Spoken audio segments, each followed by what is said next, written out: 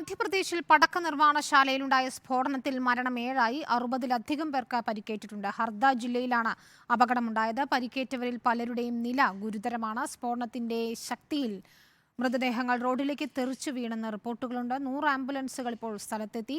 പരിക്കേറ്റവരെ ഭോപ്പാലിലെ ആശുപത്രിയിലേക്ക് മാറ്റാൻ ഗ്രീൻ കോറിഡോർ ഒരുക്കിയിട്ടുണ്ട്. നോബിൾ മാരിക്കാരൻ നൽകും വിവരങ്ങളുമായി. നോബിൾ, ഇപ്പോൾ ഏത് രീതിയിലാണ് രക്ഷാപ്രവർത്തനം പുരോഗമിക്കുന്നത്? ഈ പരിക്കേറ്റവരുടെയൊക്കെ ആരോഗ്യനില എങ്ങനെയാണ്?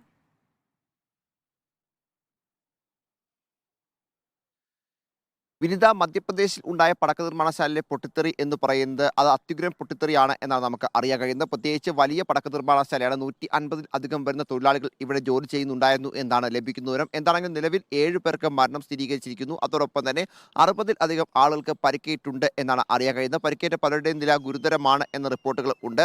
അപകടത്തിന്റെ വ്യാപ്തി വർദ്ധിക്കാനാണ് സാധ്യത എന്നാണ് നമുക്ക് പ്രദേശവാസികളിൽ നിന്ന് ഉൾപ്പെടെ വിവരങ്ങൾ ലഭിക്കുന്നത്. കാരണം അത്തരത്തിൽ വലിയ ഉഗ്രസ്ഫോടനമാണ് അവിടെ ഉണ്ടായത്. വലിയ ശബ്ദത്തോടെയും ഒപ്പം വലിയ രീതിയിൽ തീഗോളം ആകാശത്തേക്ക് ഉയരുകയും ചെയ്തു എന്നാണ് നമുക്ക് അവിടെ നിന്ന് അറിയാൻ കഴിയുന്നത്. മധ്യപ്രദേശിലെ ഹർദയിലാണ് ഈ അപകടം ഉണ്ടായത്. അപകടം തൊട്ടു പിന്നാലെ 100ഓളം വരുന്ന ആംബുലൻസുകൾ ഉൾപ്പെടെ ഈ പ്രദേശത്തേക്ക് എത്തിച്ചുകൊണ്ടാണ് രക്ഷാപ്രവർത്തനം ആരംഭിച്ചത്. ഇപ്പോൾ സംസ്ഥാന ദുരന്ത നിവാരണ സേനയും അതോടൊപ്പം തന്നെ പോലീസും ഫയർഫോഴ്സും അടക്കമുള്ള സംസ്ഥാനത്തെ സംവിധാനങ്ങളാണ് രക്ഷാപ്രവർത്തനം നേതൃത്വം നൽകുന്നത്.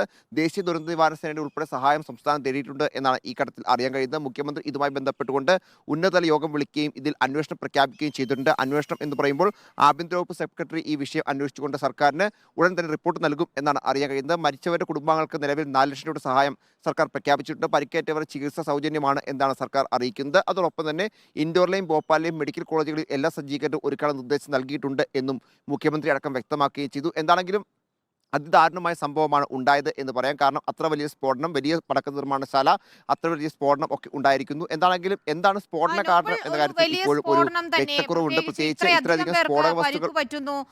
മരണം ഇപ്പോൾ 7ആയിരിക്കുന്നു.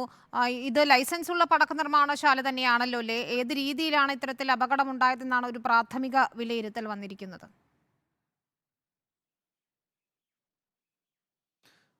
അപകട കാരണം എന്താണെങ്കിലും ഇപ്പോൾ വ്യക്തമായി ആരും പറയുന്നില്ല. അത് അന്വേഷണ ശേഷം മാത്രമായിരിക്കും ഒരു കൃത്യമായ തീരുമാനത്തിലേക്ക് എത്തുകയുള്ളൂ എന്നാണ് അറിയാൻ കഴിയുന്നത്. പ്രത്യേകിച്ച് പടക്ക നിർമ്മാണശാല ആയതുകൊണ്ട് തന്നെ സ്ഫോടക വസ്തുക്കൾ വലിയ രീതിയിൽ തന്നെ ഉണ്ടായിരുന്നു എന്നാണ് അറിയാൻ കഴിയുന്നത്. പ്രത്യേകിച്ച് ഞാൻ ആദ്യമേ സൂചിപ്പിച്ചതുപോലെ തന്നെ 150-ലധികം വരുന്ന തൊഴിലാളികൾ ഉള്ള സ്ഥലമാണ്. അതുകൊണ്ട് തന്നെ പടക്ക നിർമ്മാണശാലയുടെ വ്യാപ്തി നമുക്ക് ഊഹിക്കാവുന്നതാണ്. അത്തരത്തിൽ വലിയ പടക്ക നിർമ്മാണശാല ആയതുകൊണ്ട് തന്നെ സ്റ്റോക്ക് ഉണ്ടായിരുന്ന സ്ഫോടക വസ്തുക്കളുടെ അളവിലും വലിയ രീതിയിൽ തന്നെ വർധനവ് ഉണ്ടായിരുന്നു എന്നാണ് നമുക്ക് അറിയാൻ കഴിയുന്നത്. എന്താണെങ്കിലും നിലവിൽ എന്താണ് ഈ സ്ഫോടന കാരണം എന്നതിനെക്കുറിച്ചുള്ള ഊഹാപോഹങ്ങൾ മാത്രമാണുള്ളത്. പക്ഷേ ഇതിലൊരു പ്രാഥമികമായൊരു വിവരം, പ്രത്യേകിച്ച് ഈ അന്വേഷണം നടത്തിയ ശേഷം മാത്രമായിരിക്കും ഇതിലൊരു വിവരം നമുക്ക് സർക്കാരിൻ്റെ ഭാഗത്ത് നിന്ന് ലഭിക്കുകയുള്ളൂ എന്നാണ് അറിയാൻ കഴിയുന്നത്. അന്വേഷണം എന്താണെങ്കിലും ആഭ്യന്തര വകുപ്പ് സെക്രട്ടറിയുടെ നേതൃത്വത്തിലായിരിക്കും നടക്കുക എന്നാണ് സർക്കാർ ഇപ്പോൾ വ്യക്തമാക്കിയിരിക്കുന്നത്.